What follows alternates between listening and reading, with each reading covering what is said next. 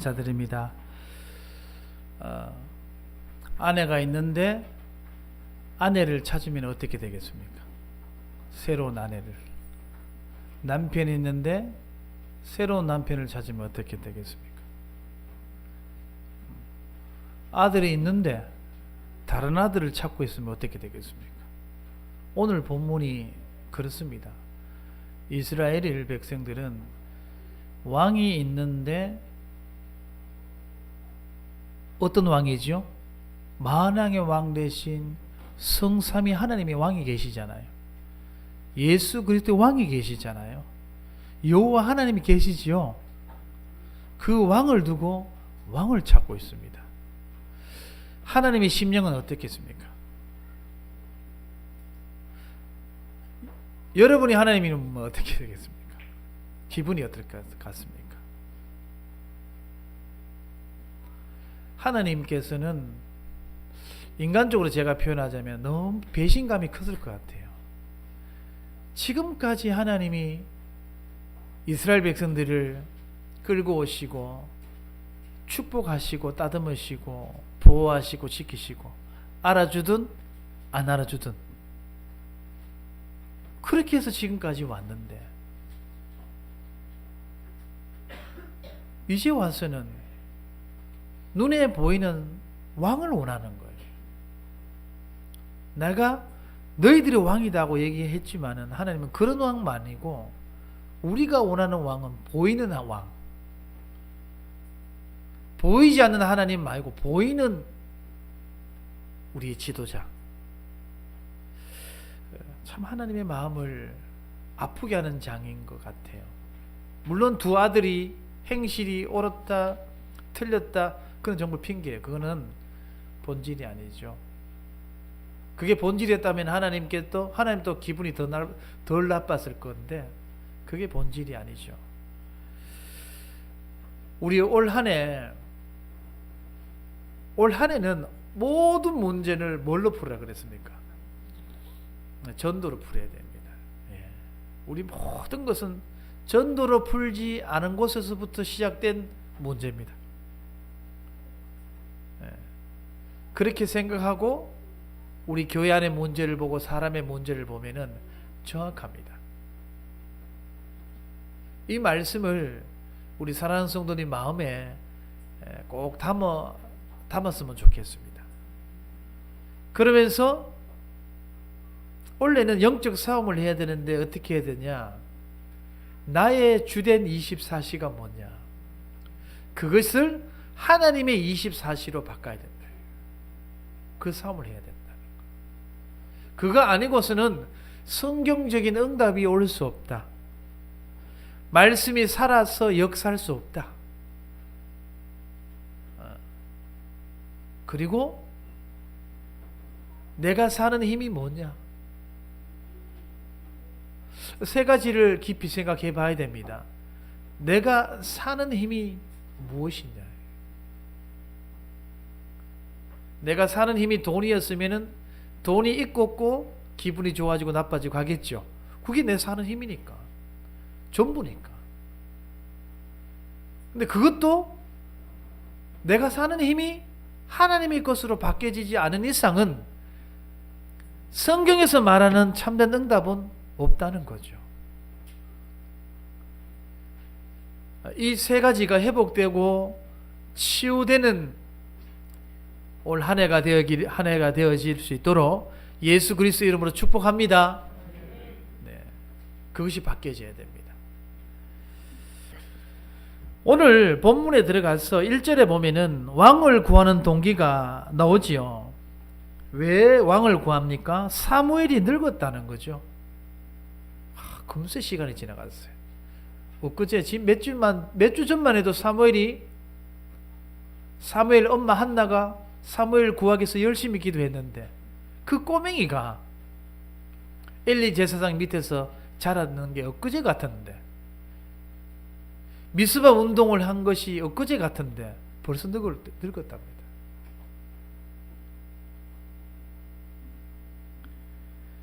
그의 아들들이 이스라엘을 사사로 이제 삼았죠. 오늘 2절에 보면은 두 아들의 이름이 나옵니다.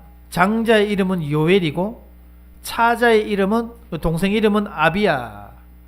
요엘 이름 뜻은 여호와는 나의 하나님.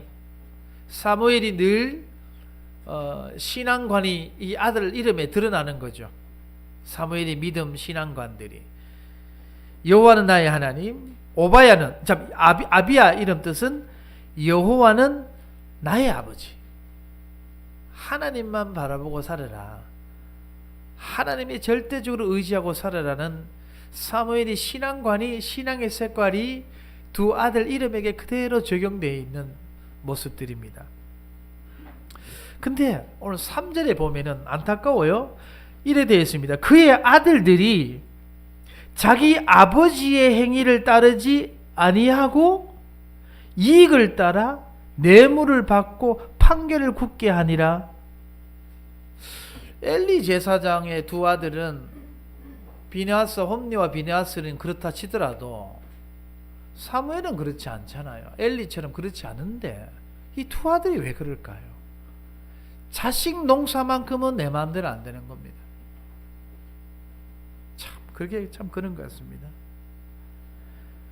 그래서 우리는 자녀만큼은 하나님께 맡길 수 있는 믿음이 있어야 됩니다. 우리 근원이 좀 컸다고 말 안 들어. 이제 정원이는 아직도 돼요. 근데 근원이는 이제 안 돼요. 그렇게 해서 안 된다고. 때려서 되는 게 아니고 잔소리해서 되는 게 아니에요. 우리 모두가 그래요. 자녀만큼은 하나님께 맡길 수 있는 믿음이 있어야 됩니다. 근데 우리 다른 자녀는 하나님께 잘 맡기잖아요. 내 자녀는 하나님께 못 맡겨. 입을 대고 막 하죠. 근데 다른 자녀를 못 맡기더라도 내 자녀를 하나님께 맡길 수 있어야 돼. 어렵지만은 그게 쉬운 방법입니다. 왜? 내 뜻대로 안 됩니다. 자녀만큼은. 그렇더라고요.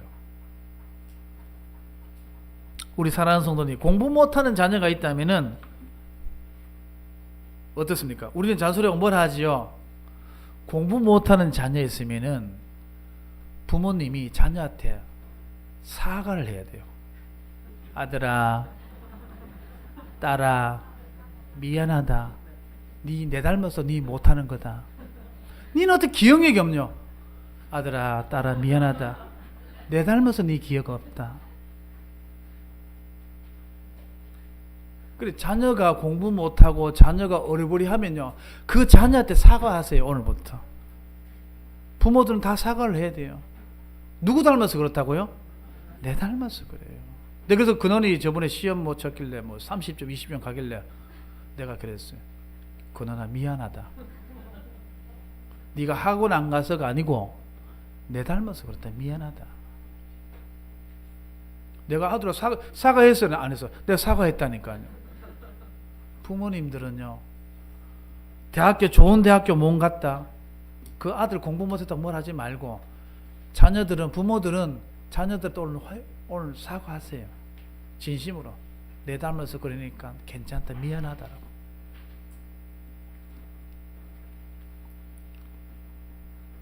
그래서 우리 자녀는 누구 앞에서 어떻게 자라는가가 사실 답니다. 그러면 사무엘은 어떤 환경에서 자랐습니까? 안 좋은 환경에서 자랐지만 누구 앞에서 자랐냐? 말씀 앞에, 여호와 앞에서 자랐다고 분명히 성경에 기록되어 있습니다. 환경이 어쨌든 간에, 상황이 어쨌든 간에 누구 앞에서 자랐냐? 말씀 앞에 자랐느냐 안 자랐느냐에 따라서 다 갈라지게 되어 있습니다.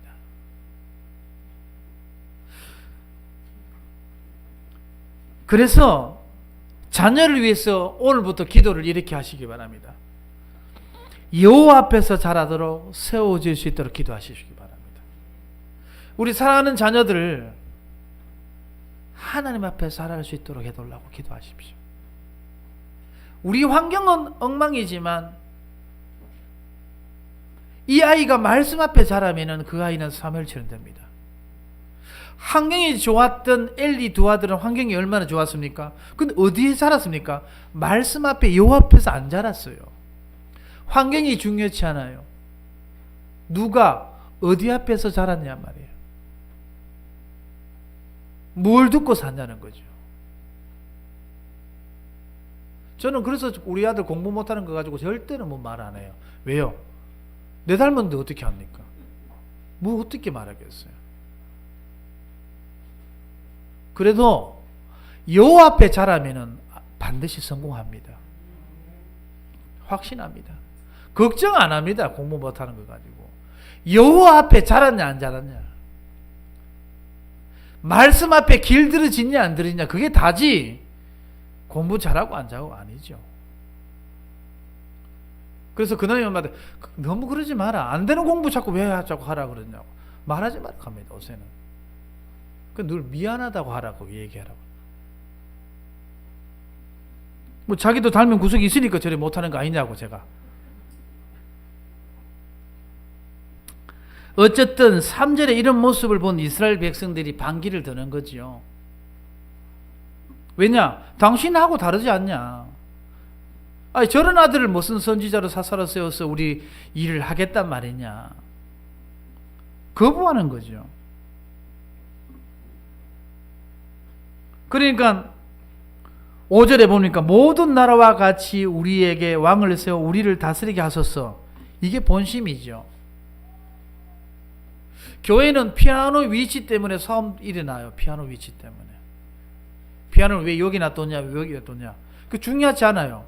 사실 피아노는 명분이지 그 이전에 꽁한 게 있는 거예요. 그 이전에 피아노 위치 이전에 피아노를 옮긴 사람이 문제가 아니고, 옮긴 위치가 문제가 아니라 피아노를 옮긴 사람하고 그 전에 붙은 게 있는 거예요. 그 전에 안 된 게 있는 거단 말이에요. 근데 그 사람이 피아노를 옮겼단 말이에요. 보이는 거는 피아노 위치 때문에 싸웠지만 사실 중요한 거는 피아노 위치가 아니죠. 오늘 이스라엘 백성들이 두 아들을 지적합니다. 저 아들이 무슨 일을 할 수 있겠냐고. 근데 그거는 핑계입니다. 그냥 단순히 이스라엘 백성들이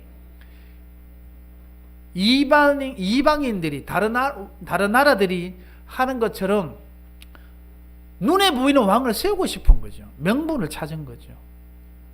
그게 악하다는 걸 하나님 봤을 때. 하나님은 속을 다 아시거든요. 우리는 사람을 속일 수 있어도 우리는 하나님 못 속이거든요. 그렇죠? 못 속입니다. 모든 나라같이 이렇게 말하죠. 5절에 하나님이 통치하고 왕으로 있는 이스라엘인데 이방 나라처럼 왕을 세워달라는 겁니다. 그리고 이방 나라 보니까 어땠을까요? 뭔가 질서가 있어 보여. 일단은 장관 있고 차관 있고 시장 있고 왕이 있으니까 신하가 있고 뭔가 질서 있게 보이고 힘 있게 보이고 절도 있게 보이는 거예요. 근데 우리나라는 어때요? 이스라엘 나라는 보이지 않는 하나님이고 지도자는 너무 질서 없게 보이는 거예요. 일단 질서 없게 보여요. 규모도 없어 보여요. 힘도 없어 보여요. 오합지졸로 보입니다. 그러니까 이스라엘 백성 옛날 버릇 또 나오는 거죠. 눈에 안 보이는 왕 말고 눈에 보이는 왕을 돌라는 거예요. 자, 이스라엘 백성들이 이런 불만은 언제 이때만 있었냐? 아니요, 언제든지 있었어요. 늘 있었습니다. 이런 불만은. 다만 두 아들을 통해 가지고 명분을 딱 찾은 거예요. 불신앙할 수 있는 명분, 말할 수 있는 명분을 찾은 거지. 이제 대적할 수 있는 명분을 찾았다는 거지. 실은 다른 뜻에 있었다는 거죠. 진짜 오히려 이런 명분이 없었다면 이 두 자녀를 위해서 이스라엘 백성들은 기도했을 거예요. 하나님, 지도자 사사가 무너지고 있으면 도와주십시오. 눈물 흘리면서 기도하면서 했을걸요. 그 이스라엘 백성들이 다른 뜻이 없었다면. 그러니까 6절 7절 같이 읽읍시다. 우리에게 왕을 주어 우리를 다스리게 하라 했을 때 사무엘이 그것을 기뻐하지 아니하여 여호와께 기도하며 여호와께서 사무엘에게 이르되 백성이 내게 한 말을 다 들으라. 이는 그들이 너를 버림이 아니요 나를 버려 자기들의 왕이 되지 못하게 함이니라. 하나님께서 뭐라고 오늘 얘기하고 계십니까? 그렇게 해줘라 허락합니다. 여기서 허락이 아니라 방관이에요. 지켜보는 거예요. 네가 하고 싶은 대로 한번 해봐라는 그런 상황이에요. 예를 들어서 아기가 말이죠. 밥 먹을 때 밥상에 막 손을 막 함부로 댈라 하잖아요. 그 된장 뜨거운 뚝배기에. 근데 엄마가 왜 허용합니까? 한번 뒤봐야 두 번 다시 뜨거 하면은 애들이 손을 안 대잖아요. 왜? 뜨거운 맛을 봤기 때문에 허용한 거죠. 오늘도 마찬가지예요. 허용하는 겁니다. 명분은 두 아들이 문제 있다. 맞아요. 문제 있는 것 같아요. 그렇게 보입니다. 그것 때문에 일 안 되는 것처럼 보입니다. 근데 이스라엘 백성들의 속뜻이 더 악하다는 거예요. 그래서 하나님께서 너를 버림이 아니다. 네 자식 문제가 아니다. 두 아들 문제가 아니라 저 사람들의 속마음, 저것들의 속뜻은 그게 아니다는 거죠. 그걸 알아보는 거죠. 너를 버린 게 아니다는 거죠. 나를 버린 거죠. 너희 아들을 버린 것이 아니라 나를 버린 거예요. 너희 아들을 못 믿는 것이 아니라 너희 아들을 붙잡고 있는 하나님 나를 안 믿는 거다는 거죠.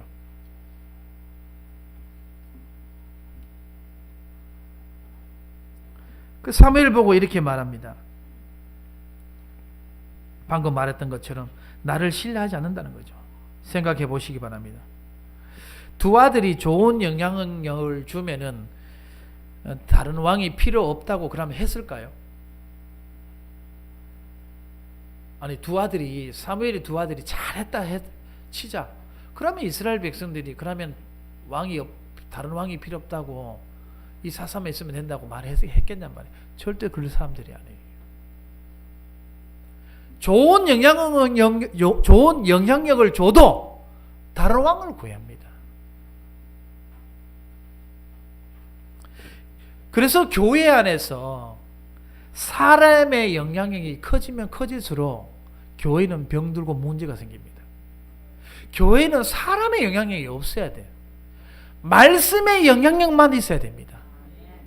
개인의 영향력이 커지면 교회는 병들기 시작하게 되고 교회는 무너지기 시작합니다. 바로 무너지진 않아요. 조금씩 무너집니다. 그래서 오늘도 내 영향력이 교회에 얼마나 있냐? 없어야 됩니다. 교회에서 내 영향력이 안 커지도록 기도하시기 바랍니다. 담임 목사의 리더십이 있어야 되고 담임 목사님이 뭔가 결단력이 있어서 가야 된다. 좋은 거 좋습니다. 있어야 됩니다. 결단력이 있어야 되죠. 좋은 영향력이 있어야 됩니다. 그것 때문에 문제 옵니다. 결단력이 없는 목사가 다음 세대에 일어나면 어떻게 됩니까? 그 교회 문 닫아야 돼요. 결단력이 좀 없어도 말씀으로 영향력을 주면 돼요. 말씀의 영향력을 받아야 됩니다. 교회는 그렇습니다. 하나님으로부터만 영향력을 받아야 돼요. 사람의 영향력은요 없어야 됩니다. 저부터도 그렇습니다. 나의 영향력이 없도록 기도합니다. 누가 어떤 교회에서 나를 부르면 언제든지 나는 가쁘도 이 교회에서 든든히 이루어질 수 있도록 진행될 수 있도록 다른 목사님이 이 교회 담임 맡아도 전혀 문제가 되지 않도록 저는 그렇게 기도합니다.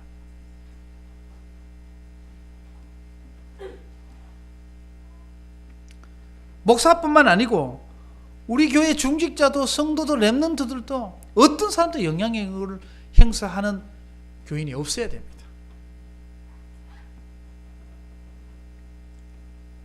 그래서 12제자들을 보시기 바랍니다. 예수님이 12제자를 뽑았는데 그 12제자들이 이스라엘에게 백성들에게 바리새인들에게 영향력을 줬습니까? 영향력을 줄 만한 직업을 가진 사람이 없어요. 성령의 역사로 말씀으로 영향력을 줬지 그들의 개인 신분으로 영향을 준 사람이 없다니까요. 세리, 어부 무슨 영향을 주겠습니까? 지도층들에게.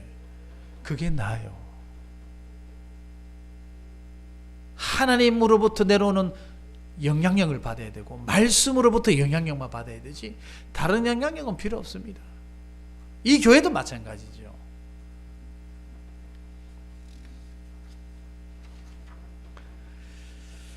이스라엘은 하나님이 왕이 되어 다스리는 신정국가입니다. 다른 나라하고 틀립니다. 비록 인간 왕은 없지만 분명한 왕이 있었습니다. 그죠? 여호와 하나님이 계셨어요. 그들에게. 전쟁할 때도 우박으로 또 10가지 재앙으로 얼마나 하나님께서 이 모양 저 모양으로 역사하시고 일해왔습니까? 왕이 분명히 있거든요.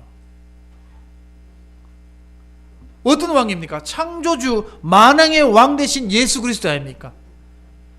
온 세상 만물과 인간의 역사를 홀로 주관하신 성삼위 하나님 아닙니까? 그죠? 그 왕이 계시는데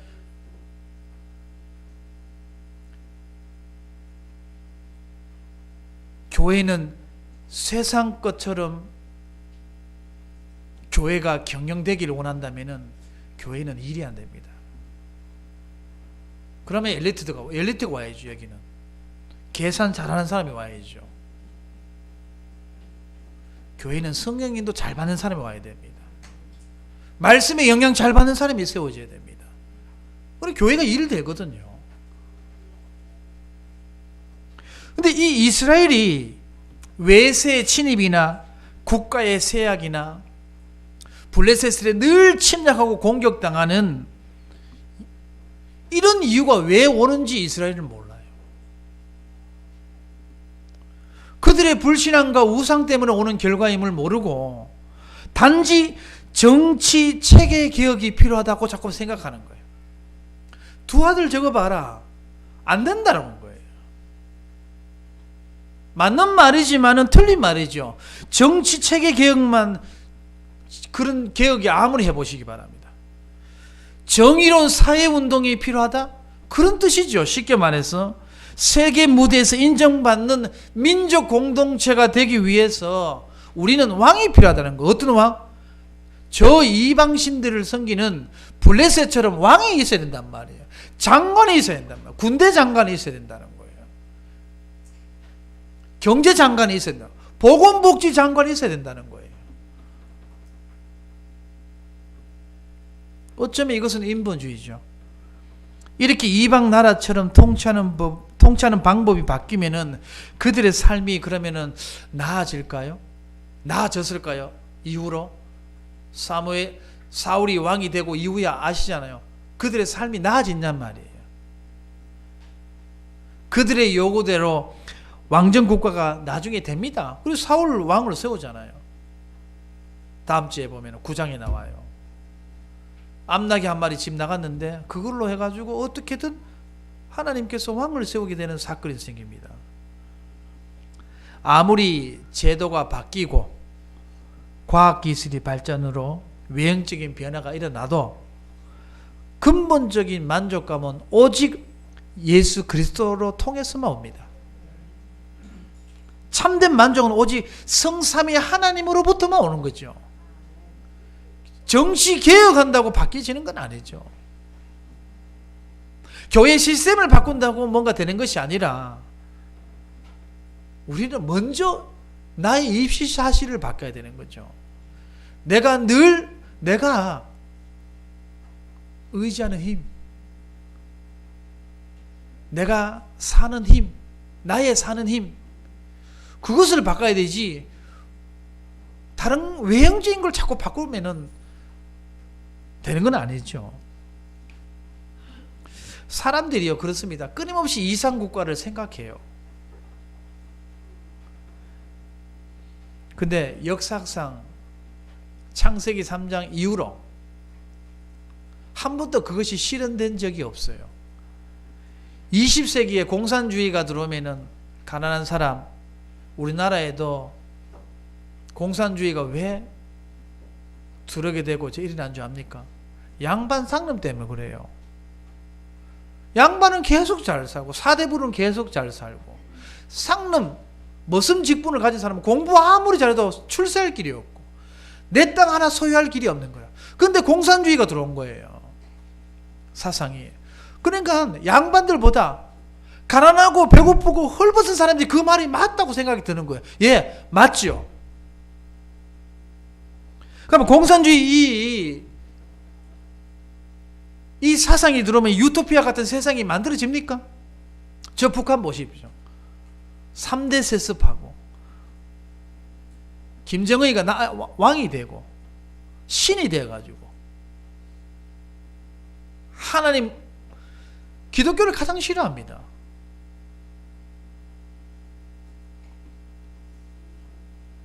정치인들이 선거 때마다 변화와 혁신을 사실 외치지만은 선거 끝나면 근본적으로 변화되고 바뀌어지는 건 아무것도 없습니다. 그래서 오직 하나님 안에서만 참된 변화가 일어난다. 할렐루야. 하나님과 함께 할 때 만족함을 누릴 수 있고 참된 변화가 온다는 거죠. 이사야 55장 8절 9절에 보면은 이런 말씀이 있습니다. 여호와의 말씀에 내 생각은 너희 생각과 다르며 내 길은 너희 길과 달라서 하늘이 땅보다 높음 같이 내 길은 너희 길보다 높으며 내 생각은 너희 생각보다 높으니라. 그 말씀이 맞다는 거죠. 상황이 맞는 것이 아니라 말씀이 맞는 거예요. 고린도전서 1장 25절에 보면은 하나님의 미련한 것이 사람보다 지혜 있고 하나님의 약한 것이 사람보다 강하니라. 말씀이 맞다는 거죠. 그래서 하나님은 언제나 옳은 일을 하시는 분이 아니라 하나님은 언제나 하나님이 옳기 때문에 하나님은 하시는 일이 옳은 거죠. 하나님이 도덕적인 일을 하시는 분이 아니고 하나님이 자체가 도덕이에요. 하나님 하는 일이 다 도덕이에요. 그래서 오직 하나님만이 우리의 삶을 바꾸시고 만족해 한다는 사실을 오늘 기억하시길 바랍니다. 그러므로 우리의 자세와 생각은 나의 원대로 마옵시고 하나님의 원대로 하시옵소서라는 기도와 생각과 딱 마음의 자세를 가지고 있어야 됩니다. 그리하면은 하나님의 통치를 받게 되고 하나님의 뜻을 이루는 도구가 되는 겁니다. 우리 모든 성도님들이 하나님의 도구가 되기를 예수 이름으로 축복드리겠습니다. 예.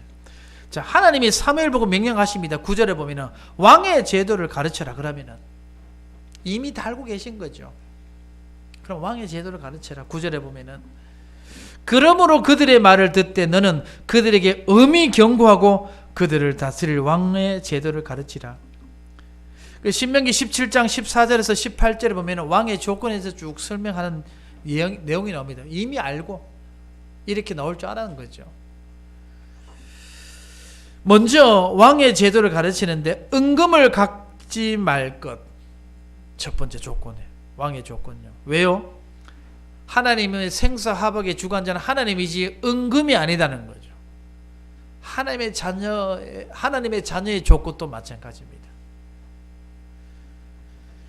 그리고 왕의 제도 두 번째, 말을 많이 두지 마라. 말은 전쟁용이거든요. 말이 있고 없고에 대해 전쟁이 승패를 가르거든요.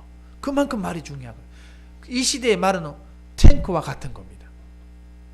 근데 말을 많이 두지 말라고 합니다. 왜요? 이 왕이 말을 의지할까 봐.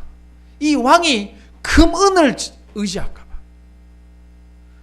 금은을 줘도 금은을 의지하지 않으면 금은을 많이 줄 건데 금은을 주면은 하나님을 의지 않고 금은을 의지하고 말을 많이 주고 싶지만은 이 왕이 하나님을 의지하지 않고 말을 의지할 거니까 말을 많이 갖지 말라는 거예요. 왜? 우리의 본성을 아시기 때문에.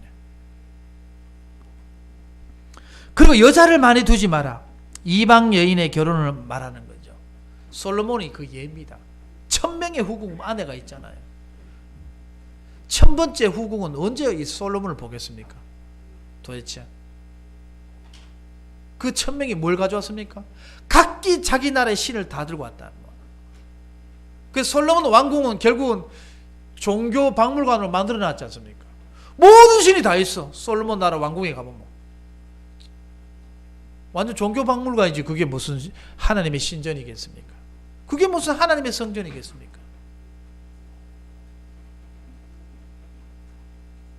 자, 이렇게 왕의 저들을 가르치죠.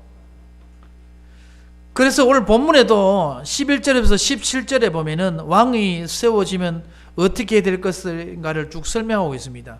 17절에 보면은 이렇게 말하고 있습니다.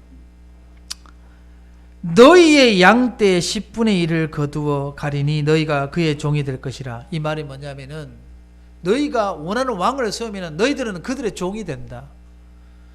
너희들의 곡식도 거두어 가고 명령에 따라야 되고 그들의 종이 될 것인데 그래도 왕이 필요하냐라고 묻는 거죠. 하나님이 세금도 내고 정복당하고 다스림 당하는 삶을 살 것이다. 그래 18절 같이 읽겠습니다. 시작. 그날에 너희는 너희가 택한 왕으로 말미암아 부르짖되 그날에 여호와께서 너희에게 응답하지 아니하시리라. 그 왕 때문에 너희들은 괴로워서 하나님이 찾을 것이다. 그래도 응답하지 않을 것이다. 이렇게 말한 겁니다. 자, 이렇게 말하면은 그러면 왕이 필요 없습니다. 이렇게 얘기할 건데 19절 같이 읽겠습니다. 백성이 사무엘의 말 듣기를 거절하여 이르되 아니로소이다. 우리도 우리 왕이 있어야 하리니 고집 이 고집 보통 고집 아니면 이 똥고집 채씨 고집이 보통 고집이 아니라 하는데 다 아닙니다. 박씨 고집도 보통 아니고 김씨, 채씨, 박씨, 이씨 다 보통 아닙니다. 이 고집이 얼마나 보통 아낄 고집입니까?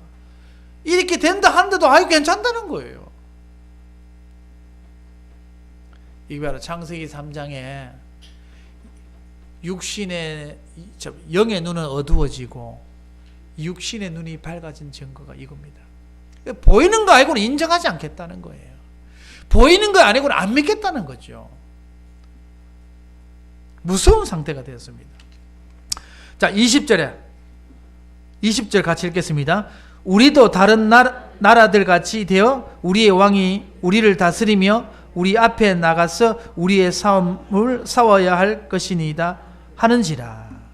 그러니까 이스라엘 백성들이 생각했을 때 왕이 있고 장관이 있어 착 질서 있게 전쟁하는 모습이 보니까 그럴듯해 보이는 거죠. 하나님 그냥 우박으로 후루룩 태양과 달 멈춰가지고 일을 정리하는 그런 것 말고 눈에 보이는 질서 있는 왕이 필요하다는 거죠. 창세기 3장 이후로 인간이 보이지 않는 것에 순종하지 못하는 영적 상태가 되었다는 거예요. 이스라엘 백성들이 24시가 이거예요. 눈에 보이는 것. 그들의 사는 힘이 이거였던 거죠.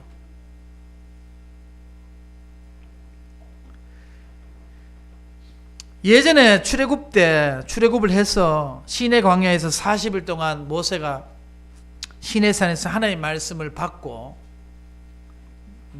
내려왔을 때 이스라엘 백성들이 아론과 함께 금송아지를 섬겼던 사건을 아시죠? 기억하실 겁니다. 출애굽기 32장에 보면은 그런 얘기가 있습니다. 이 금송아지 보고 뭐라고 하는지 압니까? 이렇게 말합니다. 우리를 위하여 우리를 인도할 신을 만들라. 우리를 위하여 우리를 만들 신이 금송아지래. 근데 이 금송아지가 하나님이래. 중요한 것은 이게 뭡니까? 눈에 보여야 된다는 게라. 스스로 계시는 자 여호와 하나님. 그런 필요 없고 눈에 보이란 말이에요. 금송아지가 됐든 개가 됐든 금돼지가 됐든 눈에 보이란 말이에요. 그게 하나님이라는 거예요.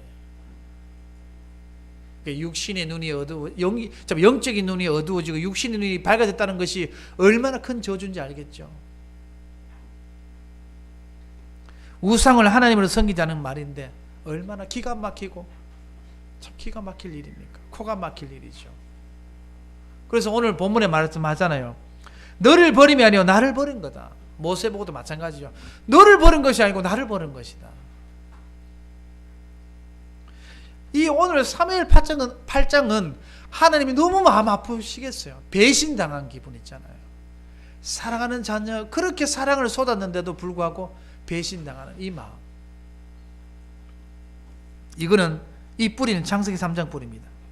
자, 이런 행동의 근본 원인은 뭐냐? 출애굽기 32장 23절에 우리를 애굽 땅에서 인도하여 낸 사람은 어찌 되었는지 알 수 없노라 하기에 못 기다리고 못 믿는 거죠.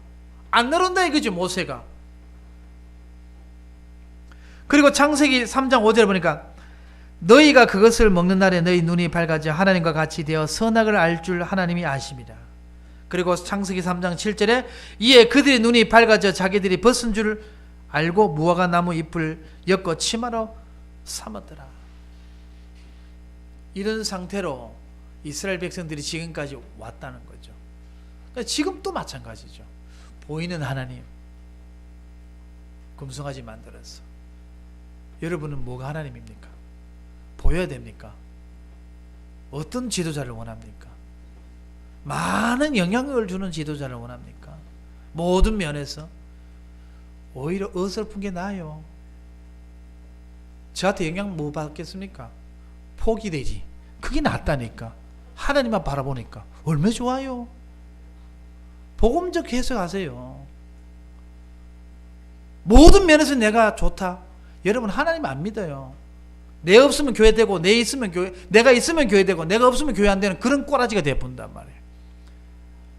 우리 한국 교회 보십시오. 얼마나 영향을 주는 목사들이 많았습니까? 그럼 그들이 2세대 교회는 어떻게 됐습니까? 교회에 꼬라지 마라 합니다. 좋아 보였습니다. 맞았습니다. 저 순복음교회 보십시오. 얼마나 순복음교회 조목사님이 영향을 줬습니까? 지금 보십시오. 후계자에 영향을 얼마 줍니까? 안 됩니다. 조목사님만큼 안 됩니다. 사람의 영향이 그렇게 사실 무서운 겁니다. 조목사님이 있어도 없어도 상관없는 교회가 되어야 됩니다. 말씀이 영향받아야죠. 무슨 그들의 리더십과 그들의 결단력으로 영향을 받고 안 받고 한단 말입니까? 병동교회입니다. 교회는 그렇지 않습니다. 세상은 그래요. 교회는 안 됩니다. 교회는 안 됩니다. 그러면은